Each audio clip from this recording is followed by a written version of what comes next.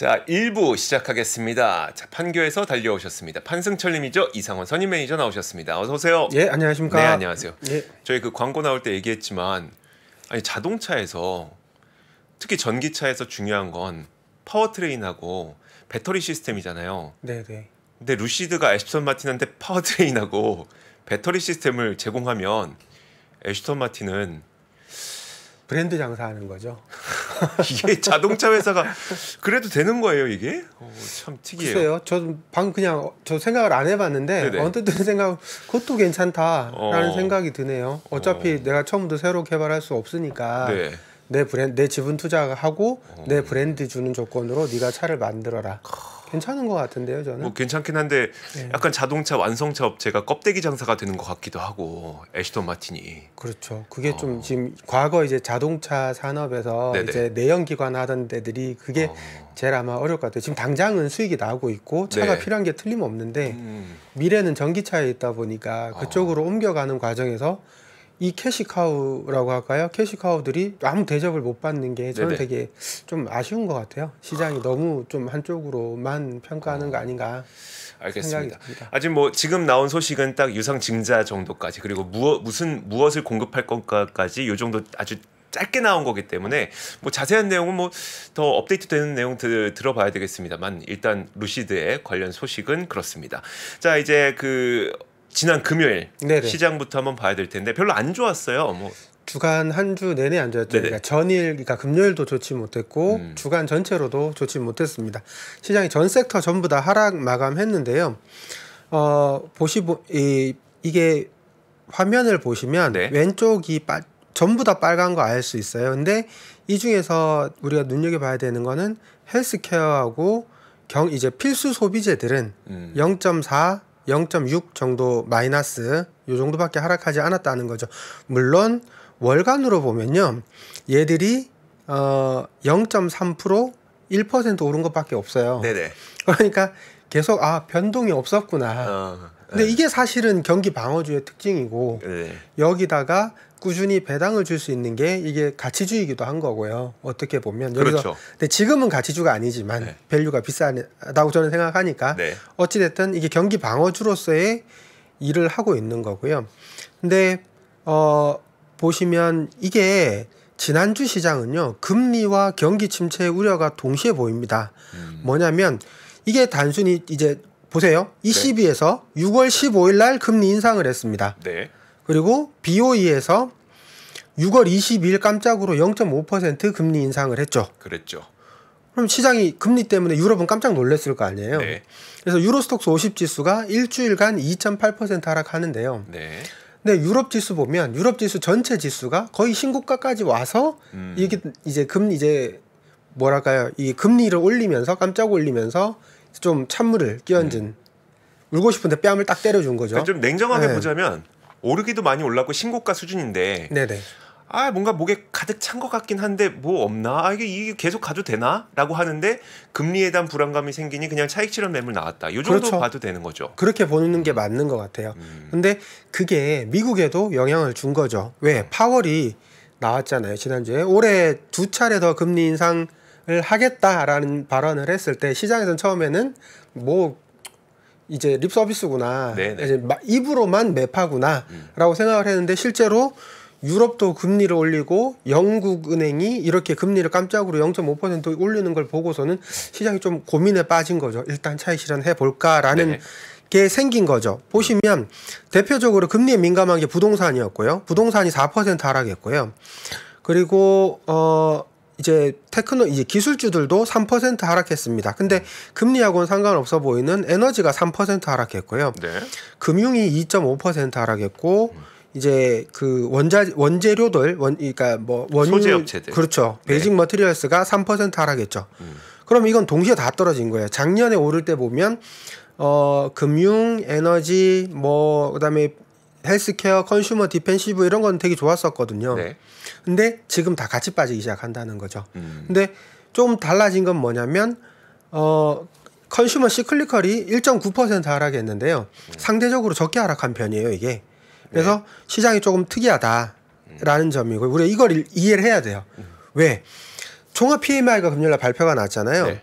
구매 관리자 지수잖아요. 네. 구매 담당하시는 분한테 얼마 살 거예요? 라고 네네. 물어봤더니 기준이 50인데 53이에요. 그러면 종합적으로 봤을 때 그래도 50 이상이니까 그래서 경기가 좀 돌겠구나 네. 라고 생각할 수 있지만 이거 하락한 거거든요. 저번 이제 전월에 비해서. 네네. 그리고 제조업 PMI가 46.3이 나왔거든요. 이거 21년 이후로 추세 하락 중입니다. 제가 보니까 차트를 보면 이렇게 쭉 계속 반등 주긴 하지만 계속 하락하고 있어요. 아, 21년 이후로 계속 하락하고 하락세를 있습니다. 보이고 있는 거예요. 네, 제조업은 계속 죽어가고 있어요. 네네. 그리고 서비스업 PMI는 54.1이거든요. 전월 대비해서 0.8% 하락했지만 유지 중이에요. 네. 얘는 계속. 그러니까 차트를 보시면 옆으로 기고 있어요. 네네. 얘는 안 떨어져요. 근데 신규 실업수당 청구 건수 우리가 그동안 계속 얘기했던 거죠. 실업이 너무 견조한 거 아니냐라는 거에서 2월 초 18만 건 이후 지속적으로 올라오고 있습니다. 신규 실업수당 계속 발표되는데 조금씩 올라가요. 18만부터 시작해서 6월 22일 발표된 게 26만 4천 건이거든요. 그러니까 계속 조금씩 올라오고 있어요. 네. 적고 있어요. 그러니까 금리가 계속 올라가고 거기에 따라서 은행 문제도 생기고 시장 전체적으로 제조업도 안 좋고 서비스업은 버티고는 있지만 전반적으로 이제 그렇게 좋지는 않다는 거예요. 그리고 CNBC 뉴스 토요일 날 뉴스 나온 거 보면 그런 뉴스들이 나와요. 이제 부도율이 지금 사상 최대다라는 네네. 얘기들이 나오기 시작합니다. 우리나라에서도 막 연체율 네. 높아지고 있다 이런 얘기 나오는 것처럼 맞습니다. 금리 인상의 그 부작용들이 지금 조금씩 이제 발현되고 있는 단계가 네. 미국도 마찬가지고. 그렇죠. 그러니까 부도 낼게요라고 신청한 건수가 네네. 이제 22년 한 해 통틀어서 370여 개 업체였는데 지금 6월까지 360개 나왔다 그러거든요. 그러니까 거의 2배 나온 거예요. 네네. 거의 2배 나올 거예요. 이제 신청 건수가 실제로 네네. 부도 난 거 말고 부도 낼게요 신청 건수가 이렇게 나올 겁니다. 그럼 이상하잖아요. 결국 경기가 안 좋다는 얘기네요. 네, 안 제조업은 좋아지고. 안 좋은 게 확실해요. 네네. 근데 왜 서비스는 이렇게 좋을까? 저도 궁금합니다. 그거 좀 이따가 좀 더 얘기해 보고요. 한 달간에 보면 여전히 6월 달은 이제 우리 정리를 하고 해야 되니까 6월 달은 굉장히 좋았습니다. 경기 소비재가 8.9% 상승했고 테크 기술주들이 8.8% 상승했고 이제 산업재들 뭐랄까요 미국은 방산업체들이 큰 것들이 많죠. 네네. 예, 그런 것들이 5% 상승했고 커뮤니케이션도 2% 전반적으로 괜찮았어요. 에너지만 1% 하락하고 근데 에너지도 그렇게 많이 빠진 게 아니죠. 네. 지난주에 빠진 게 빠지지 않았으면 얘도 플러스였다는 얘기니까 전반적으로 괜찮았습니다.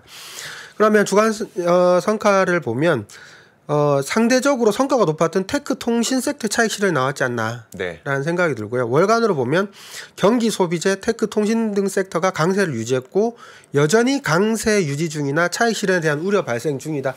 얘도 그래요. 미국도 계속 올라오고 있잖아요. 네네. 예, 연중 고가긴 하죠. 이제 52주 신고가는 아니지만 연중 고가는 계속 나오고 있고 네. 거기에서 지금 슬슬 걱정이 되는 그런 형태가 나오고 있거든요. 그래서 저도 지금 계속 이제 지난 시간에도 요거 한번 보여드린다라고 했으니까 지금 걱정하는 게 그거예요. 지금 주가는 적정하냐 이거죠. S&P 500 PER이 지금 이 값이 맞냐 이거죠. 우리가 포워드를 계속 얘기하는데 포워드 빼고 얘기 한번 해보자 이거죠. 지금 실제로 어떠냐고. 네네. 예, 그렇게 한번 생각을 해보면요. 차트를 한번 보시면 이렇게 멀티플닷컴에 그냥 계속 나와 있는 거고요. 역사적 평균 PER이 16이었어요. 1800년부터 조사할 수 있는 이래로 쭉 보시면 PER이 요렇게 생겼어요. 네. 근데 보시면 역사적 평균 PER이 15 여기 있잖아요. 15 노란색 손 옆에 15 옆에 보시면 쭉 요게 평균이었어요. 네네. 요게 평균이었고 중앙값이 15였어요. 요거였습니다. 근데 어느 순간 1990년 딱 들어서면서부터 세상이 바뀌기 시작합니다. 그렇죠. 극단값을 제외하면 PER 저점이 요게 15가 돼요. 요게 15, 중간이 25고요. 고점은 35입니다. 극단값을 다 빼버리면 이때는 저기 그 금융위기 때 네네. 2008년 요때 있었던 거고 이때는 이제 IT 버블이 붕괴될 때 여기 코로나 때 일시적으로 세계 그 해에 치우쳤던 거 빼버리면 고점은 35고 중간이 25, 저점은 15거든요. 이게 보면요. 원인이 보면 이제 예전에는 시총 상위주들이 우리가 아는 뭐랄까 원유, 원자재 뭐 이런 것들이 많았었거든요. 맞아요. 뭐 금융주나. 엑슨모빌도 있었고 한때는 뭐 제너럴 일렉트릭도 있었고. 맞아요. 네. 근데 언제적입니까 그게 다? 1990년대 그렇죠. 말 전까지요. 예, IT 버블이 생기기 전까지 그랬죠. 근데 IT 버블이 생기면서 이제 시총 상위주들이 기술주들로 다 바뀌잖아요. 네네. 기술주들로 바뀌니까 지난 시간에도 말씀드렸습니다만 현재 상위 7개 종목 시총이 무려 27.5%나 네. 차지하고 있고 그 중에서 상위 20개가 전체의 40%나 되거든요. 근데 이게 대부분 기술주들이래요. 그러면 S&P 500의 거의 40% 거의 반에 가까운 숫자가 고퍼를 받는 성장주들이라는 거죠. 네네. 그리고 나머지 섹터들 나누고 있는 거고. 그러면 역사적 평균 뭐 봤을 때 지금 25 여기 지금 현재가 25거든요. 네. 25게 이게 비싸냐라고 물어봤을 때 저는 아닌 것 같아요. 지금 딱 중간이거든요. 그렇지만 싸지도 않다는 거죠. 싸지도 비싸지도 않으니까 이제 슬슬 걱정이 돼요. 저는 솔직히. 7개 종목의 평균 PER 보시면요. 네. TTM으로 보시면 105.59배나 나와요. 와, 비싸요. 네, 105입니다. PER이 현재 PER. 그리고 포워드로 보면 34.56입니다. 네네. 아니 이게 우량주들의 모임이 맞나요? 시총 상위 중 시총 1위부터 7등까지 보면 보통 대형 우량주여야 맞는데 아마존이요 현재 313이고요. 네네. 테슬라가 75고 엔비디아가 219입니다. 저것만 보면 테슬라 되게 싸 보이네요. 그죠? 헐값이죠. 세계 기업만 놓고 보면.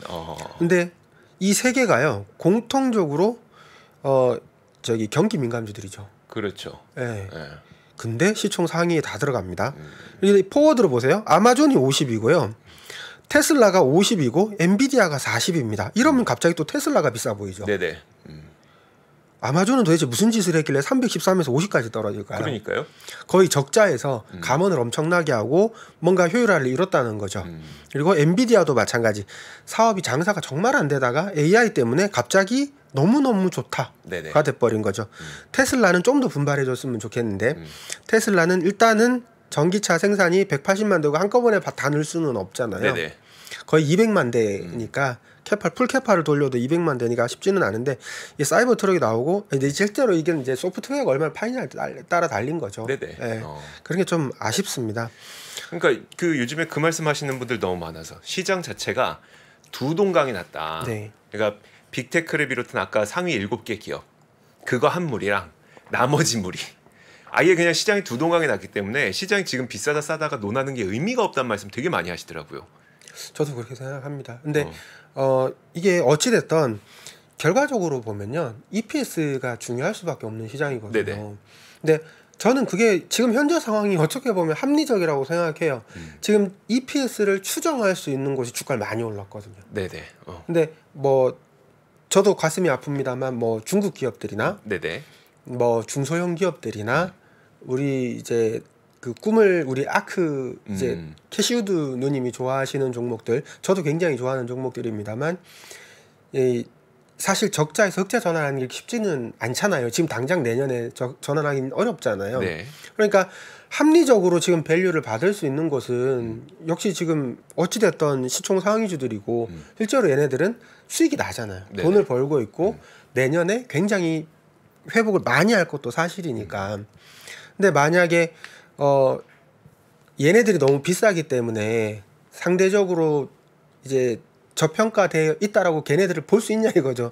저는 그건 좀 어려운 것 같아요. 그래서 계속 이쪽으로 더 쏠리지 않을까라는 생각이 들어요. 근데 최소한 저는 그거는 봐야 된다고 생각해요.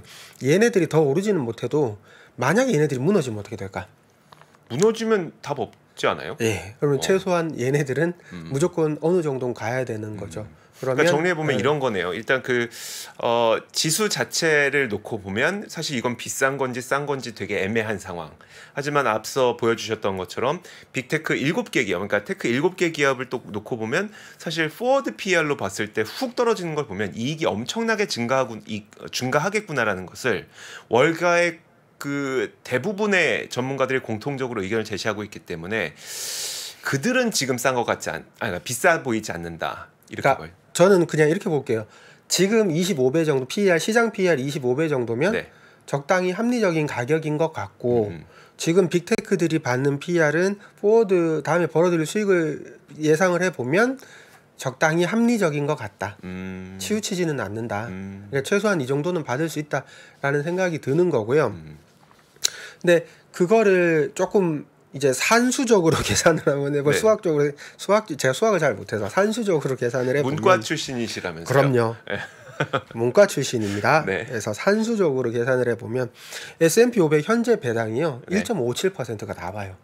현재 시가 배당이면 지금 가격이면 네. 1.57%가 나오고요. 어닝스 일드가 지금 3.97입니다. 네. 그러니까 어닝스 일드가 뭐냐면 PR의 역수분의 1이에요. 그러니까 1을 지금 25배니까 네. 25.17을 그러니까 1을 25.17로 나눈 거예요. 그러니까 PER이라는 개념이 내가 투자했을 때 원금을 회수하는 데 걸리는 기간이 25년이라는 뜻이잖아요. 네네. 지금 네. 그럼 이걸 거꾸로 뒤집으면 네.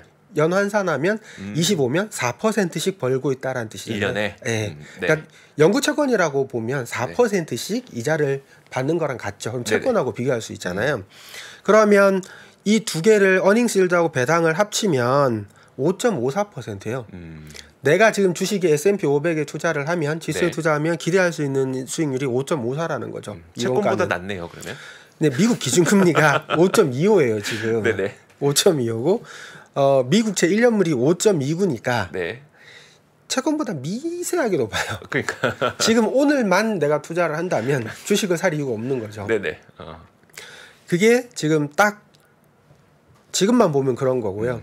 만약에 내년에 어닝이 2배가 난다고 하면 1년 뒤에 보면 얘네들이 2배 증가할 테니까 얘네들 수익률이 어닝스 일드가 8이 되고 그러니까 9 정도 되겠죠. 대충 계산했을 때 10은 약간 안 될 것이고 네. 9% 수익률을 얻을 수 있으니까 이거를 투자하자 이 논리가 되는 거죠 지금. 그리고 거기에다가 이제 네. 그때쯤 되면 내년쯤 되면 금리도 지금과 같은 높은 상태는 아닐 수 있으니 그렇죠. 더 내려갈 수 있으니 그러면은 실제로 우리가 주식 투자했을 때 벌 수 있는 수익률이 채권보다 훨씬 더 높아지게 되는 거니까 그거 지금 생각하고 지금 투자자들이 들어가고 맞습니다. 있는 거잖아요. 네. 그러니까 우리가 주식 시장에 투자를 하는 거죠. 근데 요 얘기를 왜 꺼냈냐면 네. 굳이 우리가 뭐 이론을 알자 이런 게 아니고요. 그쵸. 무슨 얘기를 하고 싶은 거냐면 만약에 여기서요. 아까 두 가지 말씀하셨잖아요. 금리가 올라가면 네. 그러니까 금리가 내려가면이라고 가정하셨잖아요. 네네. 그러니까 만약에 금리가 올라가면 어떨 거냐는 거죠. 시장이 큰 혼동이 있을 겁니다. 네네. 또 하나 제가 EPS 말씀드렸거든요. 네. 이제 향후 내년 EPS가 2배 늘 걸로 시장이 가정하고 있다라고 생각을 했잖아요. 네. 안 늘면 어쩔 거냐는 거죠. 그러니까 시장은 지금 앞으로 두 가지에 되게 민감해질 수밖에 없다. 금리가 모두가 하락 쪽으로 배팅을 해뒀기 때문에 그쵸. 반대로 금리 올라가면 크게 큰 코 다칠 수 있다. EPS도 실적 발표했는데 예상치대로 안 나온다. 큰 코 다칠 수 있다. 조심해야 된다. 네. 라는 얘기를 하고 싶었어요. 네. 그러네요. 그렇습니다. 큰 코 다칠 수 있기 때문에 너도 나도 조심을 해야 되는 구간입니다. 단순히 이제 우리가 PER만 놓고 보면 그렇게 비싼 것 같지 않은데라고 생각할 수 있지만 네. 지금 베팅한 사람들 대부분이 금리는 내려갈 것이고 네. EPS는 이만큼 올라갈 걸 예상하고 네. 전망하고 지금 들어간 것이기 때문에 이 전망과 현실이 어긋나는 순간 네. 큰 코 다칠 수 있다. 제가 코가 그렇게 큰 편이 아닌데 굉장히 슬픈 일이 오늘 코가 들어와요. 눈에. 코가 굉장히 속상해하고 있습니다. 네. 굉장히 속상한 상황이에요. 그래서 제가 재밌는 거 하나 가져왔거든요. 네. 시간이 지금 별로 아니 좀 없네요. 더 쓰셔도 됩니다. 제가 인공지능 요즘 이제 나중에 뭔가 변화가 생기면 네. 아마 저부터 올 것 같아요. 근데 저는 이제 더 이상 검색을 하지 않는 것 같아요. 검색을 잘 안 써요. 그래요? 저는 지금 거의 채팅하고 있어요. 네네. 그게 바드가 됐던 챗GPT 같은 채팅을 더 많이 쓰거든요. 네네. 채팅을 많이 쓰고 검색을 더 이상 하지 않는 순간 특이점이 올 거라고 봐요. 근데 저는 이미 특이점이 온 것 같고요. 네. 사람들이 점점 더 많이 쓰면 이게 특이점이 발생하게 될 텐데 지금 전 되게 재밌었어요. 여러 가지 질문을 인공지능 이제 바드랑 하다 보니까 제가 물어봤어요. 금리가 높고 지금 상황이에요. 주가가 하락하고 반등하는 시기가 왔는데 네. 성장주가 낫겠니? 가치주 투자가 낫겠니? 전략에 맞는 종목을 추천해주고 너라면 어떻게 투자할지 나한테 얘기를 해봐라 라고 얘기를 해봤어요. 근데 인공지능이 점점 굉장히 발전해요. 네. 성장주는 시장 평균보다 빠른 속도로 수익이 증가할 것으로 예상되는 회사다. 가치주는 내재 가치 대비 할인된 가격으로 거래되는 회사다. 그러니까 배당이나 뭐 안정성을 생각하고 투자하신 분들은 가치 투자를 해라. 네. 그리고 이 장이 좋아질 걸로 예상하기 때문에 주가가 확 이렇게 수익이 내고 싶은 사람은 성장주를 투자해라 라는 얘기거든요. 고려해야 될 요소로는 이렇게 얘기합니다. 이자율. 이자율이 높은 기업이 그러니까 금리가 높으면 비용이 많이 들게 되니까 성장주한테 불리하다. 이 얘기를 했거든요. 이 얘기를 했어요. 지금 얘기가 너무 뻔해. 이게 뻔한가요? 네. 저는 굉장히 놀랐는데요. 성장주라는 게 우린 많이 아니까 그렇지만 처음 주식 투자를 하고자 하는 사람한테 이렇게 질문을 하면 네. 굉장히 기본을 잡아주지 않나요? 우리가 금리에 대해서 중요하게 생각해야 된다. 그리고 주가가 하락했다가 반등이 나오면 주가가 회복하기 시작했던 신호일 수도 있다. 그러면 성장주 투자하기 좋은 환경이 조성이 될 거다. 저는 잘 모르겠어요. 아니, 이거 왜냐면 네. 보통 이런 이야기들이 우리가 그 주식 기본서라고 할까요? 네. 뭐 입문서 이런 데 많이 나오는 이야기인데 저런 이야기를 많이 듣고 이제 내가 직접 투자의 실행을 들어가는 순간 사실 그게 어긋나는 경우들이 되게 많고. 그래서 다음 거를 딱 나옵니다. 뭐라고 했냐면 얘가 그래서 계속 질문하면 답이 계속 나오잖아요. 네. 그럼 얘가 그 상황에서 추천하는 종목을 성장주라면 네. 애플, 마이크로소프트, 아마존, 알파벳, 그다음에 테슬라 요렇게 5개를 추천을 했어요. 네네. 성장주는. 그리고 가치주는 월마트, 존슨앤존슨, 코카콜라, 프록터앤갬블, 버크셔하서웨이 요 5개를 추천했어요. 네네. 놀랍지 않습니까? 저는 이거 되게 놀랬거든요. 이 5가지 그러면 지금 이 상황에서 너라면 어떻게 투자할래? 라고 물어봤더니 네. 자기는 이런 걸로에 대한 조언을 할 수 없지만 상식적으로 생각했을 때 성장주하고 가치주를 혼합해서 투자를 해라. 이렇게 하면 위험을 줄이고 더 넓은 범위에 투자할 수 있다. 이게 쉽게 생각하면 이렇게 되지만요. 네네. 제 기준으로 보면 이렇게 하면 바벨 전략이에요. 네. 괜찮지 않나요? 얘가 여기서 나중에 리밸런싱 하세요라는 얘기까지만 나오면 저는 어지간한 투자 조언보다 나은 것 같은데요. 동의하지 않으시는? 네.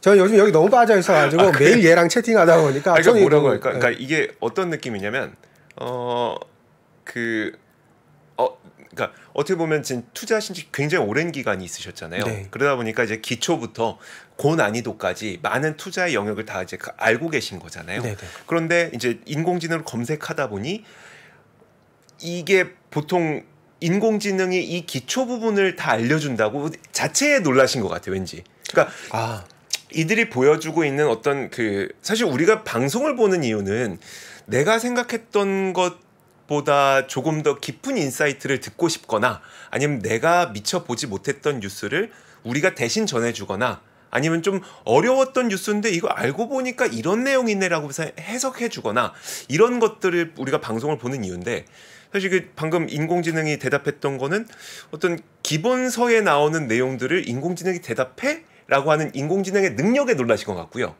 제가 느끼기에는. 그렇습니까? 예. 그러면 이 인공지능이 대답했던 것이 과연 우리에게 어떤 지금 특별한 해안을 주는가라고 제가 뒤돌아서 질문했을 때 그래 보이지는 않는데라는 생각이 제가 볼 때는 네. 앵커님이 너무 많이 아시는 것 같아요. 저는 어떻게 생각하냐면 네네. 우리가 돌고 돌면 정품으로 가잖아요. 네. 매매도 많이 해보고 뭐도 해보고 해봤을 거잖아요. 결국 원칙으로 가는 거죠. 기본으로 돌아가는데 근데 항상 어려운 게 뭐냐면 기본은 누구나 알아요. 되게 쉽게 얘기하거든요. 네네. 근데 이 원칙을 지키는 건 굉장히 어렵습니다. 그건 그렇죠. 이거를 내 투자 방식을 이걸 유지할 수 있느냐 1년 2년 작년 같은 장이 닥쳤을 때 네네. 내가 장기 투자하는 사람들이 그 장을 버틸 수 있냐 이거죠. 못 버틸걸요? 저도 네네. 못 버티는데요. 버티기 쉽지 않습니다. 정말 쉽지 않습니다. 반면에 트레이딩 하시는 분들이 정말 장기 호황장에서 네. 과거처럼 막 그냥 애플 주가가 10배 오르는 가만히 있으면 되는 이런 장에서 트레이딩을 하지 않고 가만히 버틸 수 있었을까요? 그것도 정말 시간이 지나면 쉽지 않거든요. 그리고 사람 본성에 따라서 또 다 틀린 거고. 네네. 근데 저는 얘가 이렇게 기본적으로 어떻게 해야 되는지를 알려주고 나한테 코칭을 해줄 수 있다라는 게 저는 모르겠어요. 되게 기본적인 얘기인데 저는 이 기본적인 얘기를 할 수 있는 게 너무 놀랬거든요. 네네. 종목도 이렇게 우량한 종목을 어떻게 이렇게 추천을 했지 기특하기도 하고 자식 그러니까 바라보듯이. 이게 지금 자식 키우는 느낌이라니까요. 네, 너무 신기해요. 그러니까. 근데 이게 만약에요. 네. 제가 생각할 때는 이게 특정 데이터들을 집중적으로 활용할 수 있게 되면 굉장히 파워풀할 거라고 생각합니다. 이거는 일반적으로 시장에 공개되어 있는 그렇죠.